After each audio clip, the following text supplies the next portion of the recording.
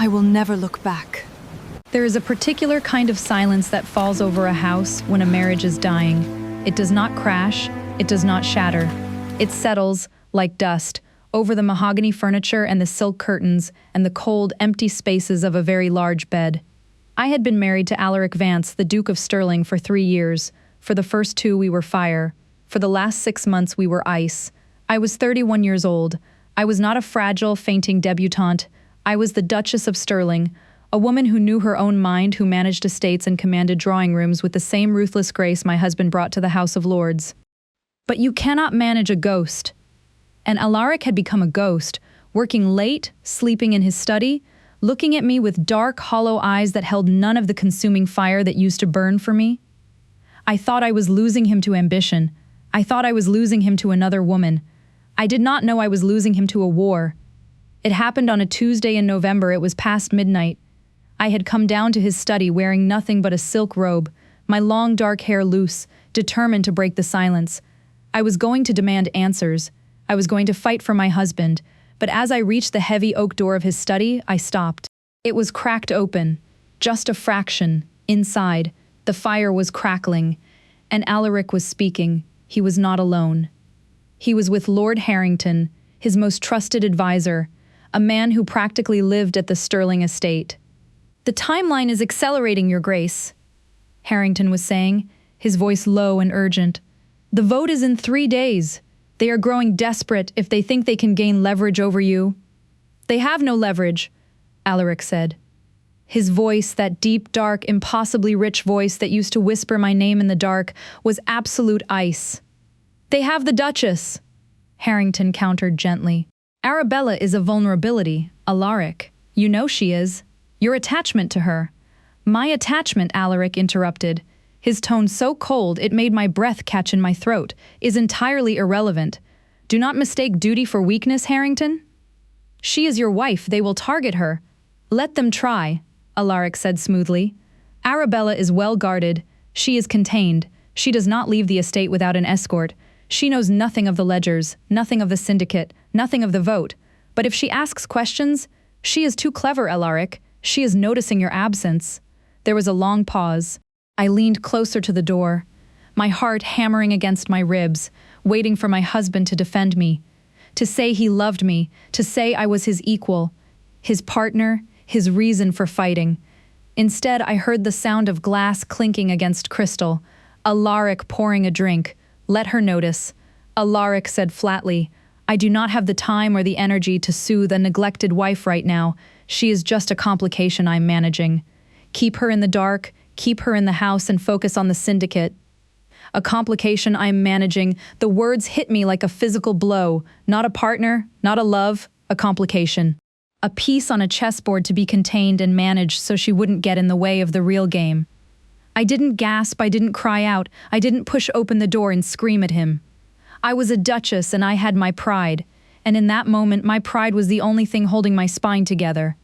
I turned around, I walked back up the grand staircase. I did not pack my diamonds. I did not pack the gowns he had bought me. I packed a single leather valise with 3 simple dresses, my riding boots, and the small purse of gold I had brought into the marriage from my own modest dowry. At 2 in the morning, while the Duke of Stirling managed his complications and plotted his politics, his wife slipped out the servants' entrance, walked 2 miles to the coaching inn in the freezing rain, and bought a ticket on the first mail coach heading north. I walked out, and I did not look back. You must understand what it was to be loved by Alaric Vance. He was 35 years old, impossibly handsome, with hair the color of midnight and eyes the sharp pale gray of a winter storm. He was a man built for power, broad-shouldered, ruthless, brilliant. When he entered a room, the air pressure changed. Men deferred to him. Women stared at him. But when he looked at me, the rest of the world ceased to exist. Our marriage had not been arranged, it had been a collision. We met at a terrible, boring ball in Mayfair. I had laughed at a pompous lord. Alaric had heard me. He asked me to dance, and by the time the music stopped, my life had fundamentally altered its course. We were married within 2 months. For 2 years it was a beautiful, burning fever. He devoured me, he respected my mind, he challenged my opinions, and behind the closed doors of our bedroom, he loved me with a fierce, possessive intensity that left me breathless. "You are my match, Arabella," he would whisper, his face buried in my neck, his powerful hands gripping my hips. The only woman who can look me in the eye and not flinch. And then, 6 months ago, the shadow fell. It started with a letter, just a single sheet of paper delivered by a private courier. Alaric read it by the fire, and I watched the warmth drain out of his face, replaced by a cold, terrifying mask I had never seen before. He burned the letter. He told me it was nothing, but from that day the distance began. He stopped coming to my bed. He stopped taking his meals with me. When I tried to talk to him, he was evasive, sharp, treating me with the polite, excruciating distance of a stranger. I tried everything. I wore my most scandalous gowns. I picked arguments just to see if I could strike a spark from the ashes. Nothing worked. He was impenetrable. I convinced myself his love had simply burned out, that the fierce, possessive Duke of Stirling had grown bored of his fiery wife and was looking for a quieter, less demanding existence. Or worse, that he had found a mistress who didn't ask questions. But I was wrong. It wasn't boredom. It wasn't a mistress. It was a syndicate. A massive, corrupt network of lords and magistrates who had been smuggling illegal weapons and opium through the crown's ports. Alaric had discovered them. He had been quietly, ruthlessly building a case against them in the House of Lords. He was preparing to destroy some of the most dangerous men in the country. And those men had sent him a letter 6 months ago, a letter that said simply, "Back down or we will take the Duchess piece by piece." I didn't know that then. I only knew that the man I loved had called me a complication. And so I left him. I went to Oakhaven. It was a small, crumbling stone manor house in the Yorkshire moors that had belonged to my grandmother. It wasn't grand. It had no staff, save for an elderly caretaker named Mr. Finch and his wife. It was isolated, battered by the wind, and surrounded by miles of desolate, beautiful heath. It was the perfect place to disappear. I arrived 3 days after leaving London, exhausted, cold, and hollow. The Finches were shocked to see the Duchess of Stirling standing on their doorstep in a rain-soaked traveling cloak with a single valise. But they were loyal to my family, and they asked no questions. For the first week, I existed in a state of numb survival. I locked away the Duchess, I wore my simple dresses, I braided my hair out of the way. I scrubbed floors, I chopped vegetables in the kitchen with Mrs. Finch, I chopped firewood until my hands blistered and bled, letting the physical pain drown out the crushing agony in my chest. A complication. The word echoed in my mind with every swing of the axe. Managed, I cried, once, only once. I sat on the floor of the dusty library, surrounded by old books, and I wept for the man who used to look at me like I was the center of the universe. I wept until I was empty. And then I washed my face, and I promised myself I would never shed another tear for Alaric Vance. I did not know that 300 miles away in London. Alaric Vance was currently tearing the city apart with his bare hands. I later learned what happened on the morning he discovered I was gone. Alaric had come to my rooms at 7 in the morning. He had not slept. The political vote was 2 days away. The death threats against him were escalating, and he had come to check that his complication was safely locked away in her gilded cage. He found the cage empty. My maid, trembling, handed him the note I had left on my vanity. It was very short. "Your Grace, I will no longer be a complication you must manage. Do not look for me. Arabella." Harrington told me later that Alaric read the note and the color completely vanished from his face. He didn't shout. He didn't throw things. The Duke of Stirling went perfectly, terrifyingly still. "She is gone," Alaric said, his voice dropping to a register of pure dread. "Alaric, she's a woman scorned. She's likely gone to her sisters in Bath," Harrington began. No, Alaric cut him off, his gray eyes snapping up, wide and wild. "You don't understand. The guards, the perimeter." She slipped past them. For 6 months, Alaric had surrounded me with a ghost detail. Men dressed as footmen, coachmen, gardeners, 12 highly trained former soldiers whose sole job was to ensure no one got within 50 feet of me. I thought he was having me followed because he was controlling. I didn't know they were heavily armed. But I was clever. I knew the patrol routes of the night watchmen. I had slipped out through the coal chute. She is outside the perimeter. Alaric breathed, the reality crashing down on him. She is unprotected. He turned to his head of security. "Find her. Tear up the roads. Check every coaching inn, every train, every port. If the syndicate realizes she is out of my sight," he swallowed, a man staring into the abyss. They will not send a warning this time. They will send assassins. They searched for 4 days. Alaric did not sleep. He did not eat. The cold, ruthless politician vanished, replaced by a desperate feral predator hunting for his mate. But they didn't find me, because I hadn't gone to my sister's.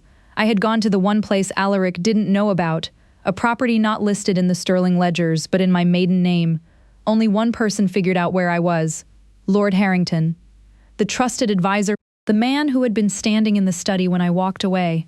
Harrington was the traitor. He was the head of the smuggling syndicate.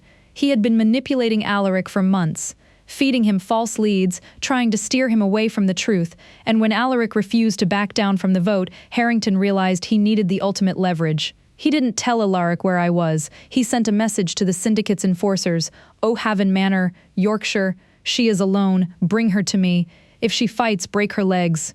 It was my 8th night at Oakhaven. A massive winter storm had rolled in off the moors. The wind was howling like a wounded animal, rattling the old leaded windows, and the rain was lashing against the stone walls in heavy, driving sheets. I was sitting by the fire in the drawing room, wearing a thick wool shawl over my nightgown. The Finches were asleep in the servants' quarters at the back of the house. I had a book open in my lap, but I wasn't reading. I was staring at the flames, trying not to think about the gray of Alaric's eyes. Then, the dogs started barking. Mr. Finch kept 2 large mastiffs in the barn. They were fierce territorial beasts. Suddenly their barking cut off. Not a slow quiet, a sharp, abrupt silence. Like a throat being cut. I froze. The hair on my arms stood up. I am not a woman who faints, and I am not a woman who ignores her instincts. I stood up, letting the book fall to the floor.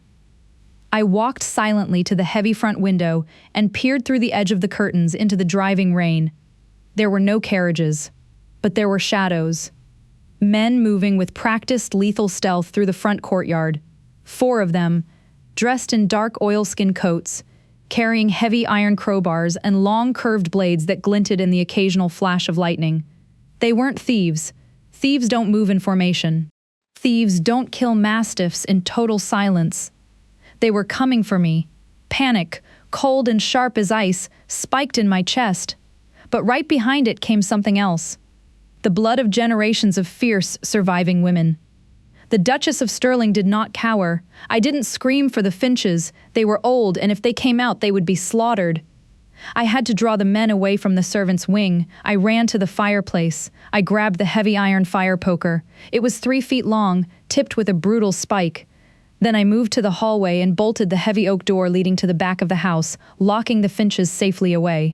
I stood in the center of the grand foyer, surrounded by shadows, gripping the iron poker with both hands, my breathing shallow and fast. Crack. The front door buckled. They were using a battering ram on the hinges. Crack. Wood splintered. The lock gave way. The heavy double doors burst open, blowing inward with a massive gust of wind and freezing rain. The 4 men stepped into the foyer. They dripped water onto the marble floor. They wore masks covering the lower half of their faces. The leader, a massive brute with a scar over his eye, looked at me standing there in my nightgown, holding a fire poker, and he laughed. "Well," the leader rasped, shaking the rain from his blade. "The Duchess of Stirling. Lord Harrington sends his regards. He said you were a fiery one, said to break your legs if you gave us trouble." Harrington. The name clicked into place, solving a puzzle I hadn't even realized I was looking at. The late nights, the urgency, the vote, the whispered conversation I had overheard. If they think they can gain leverage over you, it hadn't been politics, it had been treason. Harrington was the enemy and Alaric hadn't been managing a complication because he didn't care. He had been managing my safety. He had been trying to keep me out of Harrington's crosshairs. And like an absolute fool, I had walked right out of the fortress and handed myself to the wolves. "You're not breaking anything," I said, my voice steady, though my hands were slick with sweat against the iron. "Get out of my house." The leader smiled. He stepped forward. I didn't wait for him to swing. I lunged. I drove the spike of the fire poker straight into his kneecap with every ounce of strength I had. The iron shattered the bone with a sickening crunch. The man roared in agony, dropping his sword and falling to the floor. "Grab the bitch!" he screamed. The other 3 rushed me. I swung the heavy iron bar, catching the second man across the jaw. He stumbled backward, spitting blood, but the third man grabbed the poker, wrenching it from my hands with brutal force. The iron tore the skin from my palms. The fourth man grabbed me from behind, his massive arm locking around my throat, cutting off my air. I thrashed, kicking backward, digging my nails into his arm, but he was too strong. I was choking. Black spots danced at the edges of my vision. The man I had hit in the jaw recovered. He walked up to me, raising a heavy leather-wrapped truncheon. "Going to hurt you for that, Your Grace," he snarled. He raised the weapon. I squeezed my eyes shut. And then, the sound of a gunshot shattered the night. The man holding the truncheon didn't scream. He simply folded, a neat black hole appearing in the center of his forehead, and hit the marble floor dead. The man holding my throat froze. In the open doorway, framed by the raging storm and the flashes of lightning, stood Alaric. He was entirely soaked, his greatcoat dripping with rain, his dark hair plastered to his forehead. But it wasn't his appearance that froze the assassins in place. It was his eyes. They were the eyes of a man who had crossed the boundary of sanity and entered a realm of pure, unadulterated violence. The Duke of Stirling, the polished, ruthless politician, was gone. This was a feral, terrifying beast who had just found men touching his wife. He held a smoking flintlock pistol in his left hand.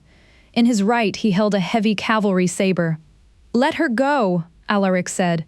The voice didn't sound human. It was a low, vibrating growl that shook the very air in the room. The man holding me panicked. He pressed a knife to my throat. "Drop the sword, Your Grace, or I'll open her veins." He didn't get to finish the sentence. Alaric didn't hesitate. He didn't drop the sword. He moved with a speed that defied logic. He threw the empty pistol directly at the man's face. The heavy metal slammed into the assassin's nose, breaking it instantly. The man flinched, his grip loosening for a fraction of a second. I dropped my weight, slipping out of his grasp. Alaric was already there. He crossed the foyer in 2 massive strides. He didn't just stab the man.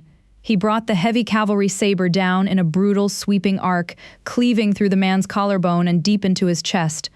The man collapsed in a fountain of blood. The last standing assassin, the one who had wrested the fire poker from me, screamed and lunged at Alaric with his blade. Alaric caught the man's wrist with his bare hand. I heard the bone snap under Alaric's crushing grip. The assassin dropped the knife. Alaric spun him around, drove a knee into his spine, and then, with cold, terrifying efficiency, drove the pommel of his sword into the back of the man's skull. The man fell, unconscious or dead. I couldn't tell.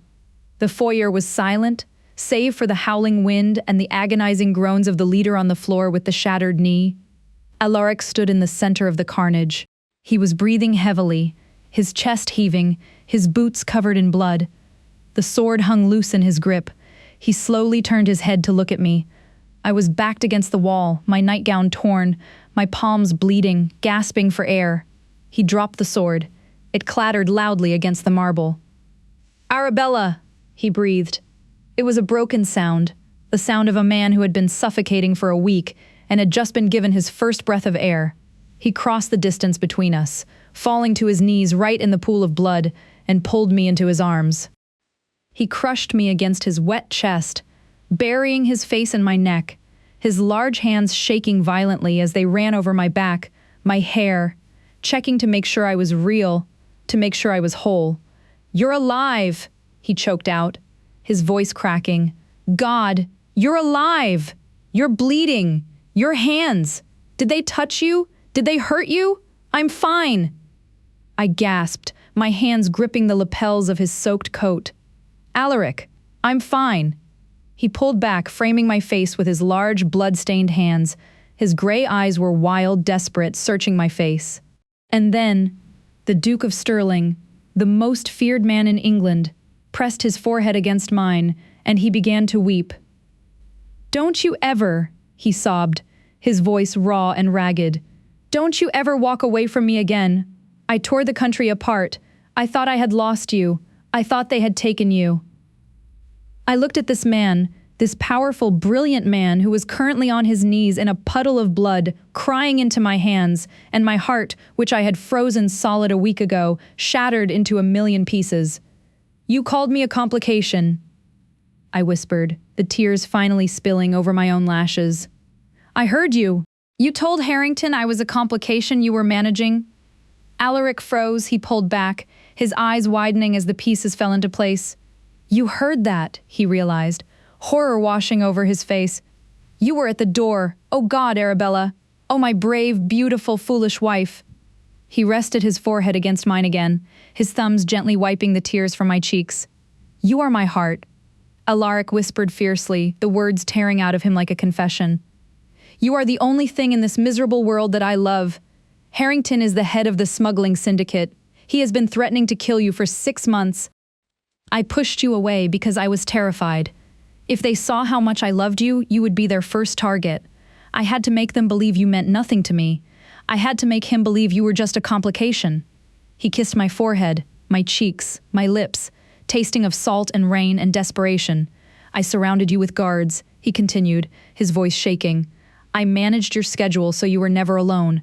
I was trying to finish the investigation, trying to destroy Harrington before he could touch you, and then you vanished. You walked right past my guards and my heart stopped beating. When I found out Harrington had learned your location, he choked on a sob. I rode 3 horses to death to get here. I stared at him. The coldness, the distance, the ghost in my bed, it hadn't been a lack of love, it had been the ultimate act of protection. He had broken his own heart to keep mine beating.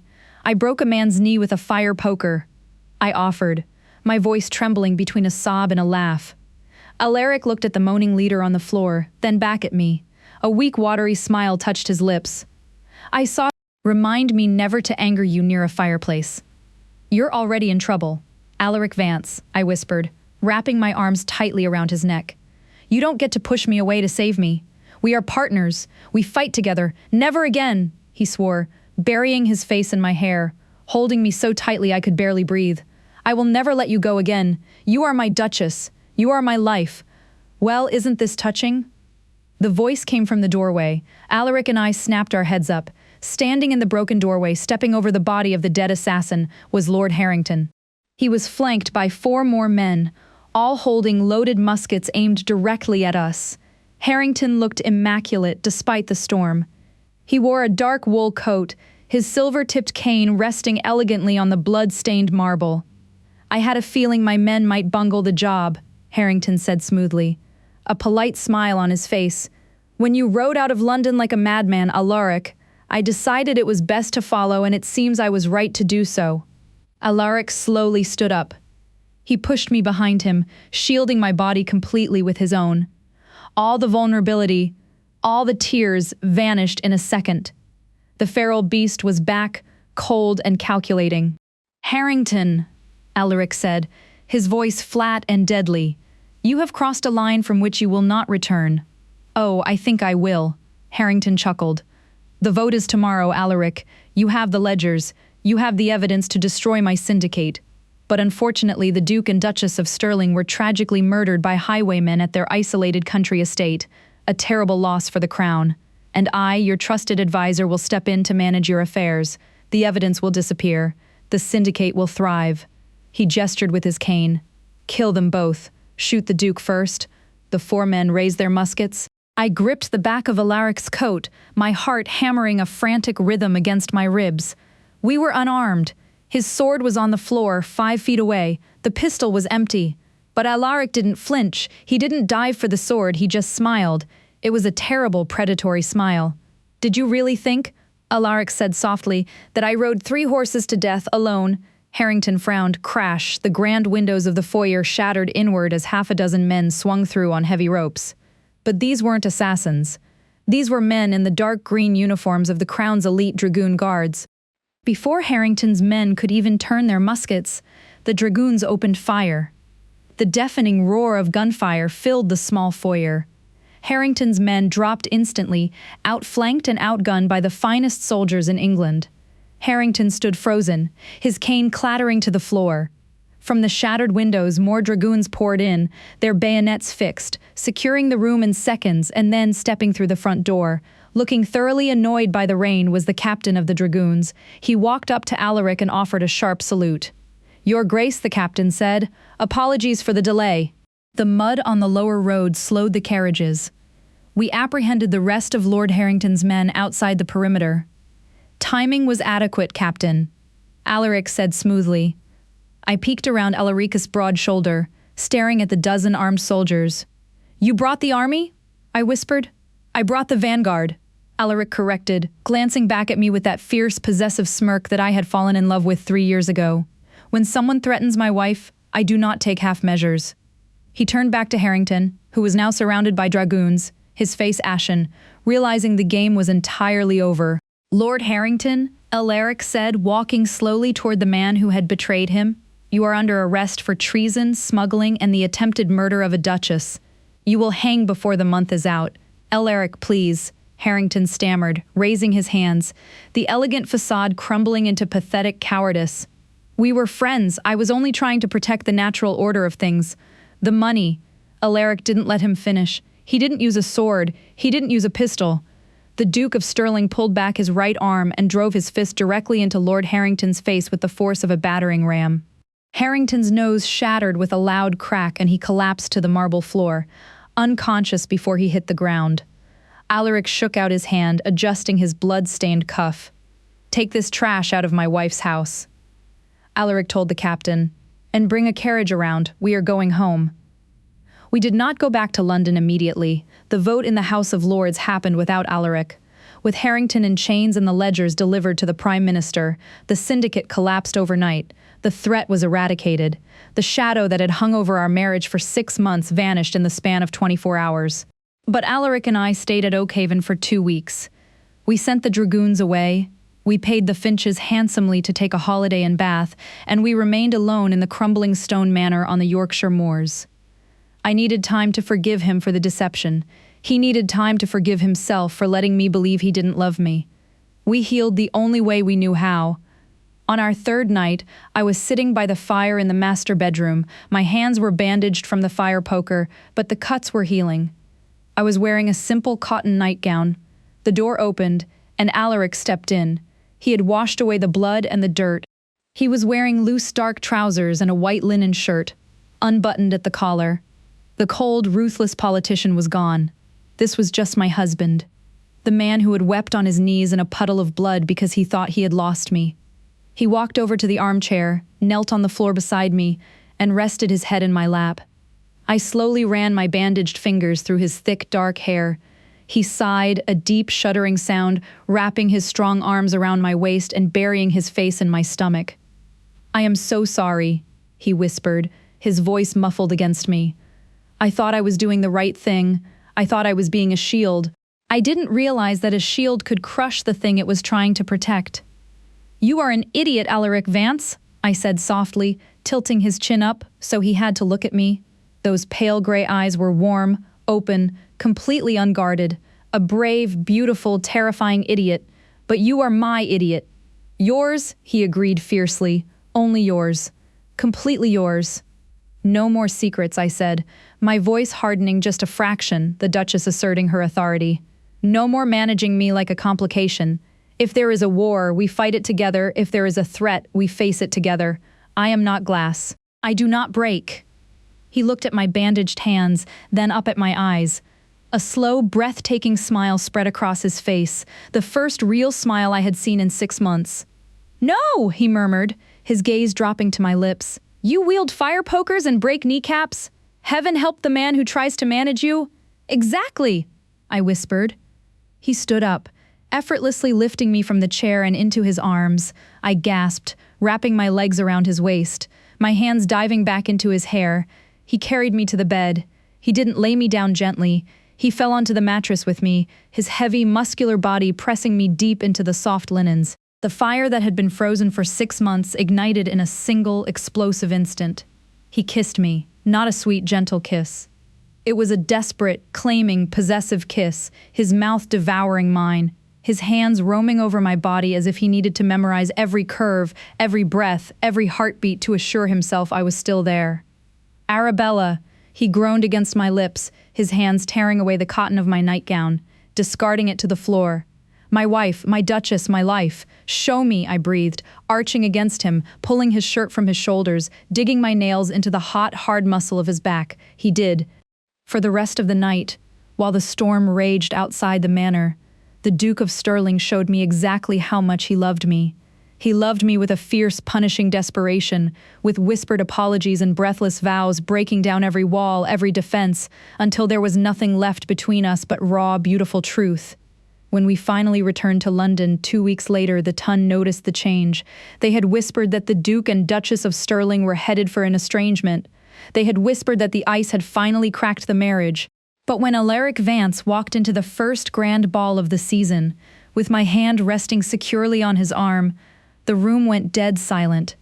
He did not walk ahead of me. He did not leave me to manage the gossips. He stood beside me, tall, broad, and radiating a quiet, lethal power. And when another lord attempted to monopolize my time, Alaric smoothly stepped in, wrapping a possessive arm around my waist, his gray eyes daring any man in the room to challenge him. He leaned down, his lips brushing my ear. His voice a low, dark purr meant only for me. "Are you enjoying yourself, my love? Or shall we go home and let me manage my favorite complication?" I laughed, a bright, genuine sound that echoed through the ballroom, turning the heads of everyone present. I looked up at my husband, at the fire burning bright and steady in his gray eyes. "Take me home, your grace," I whispered. "I require managing." He smiled, and the Duke of Stirling, the most ruthless man in England, took his wife home.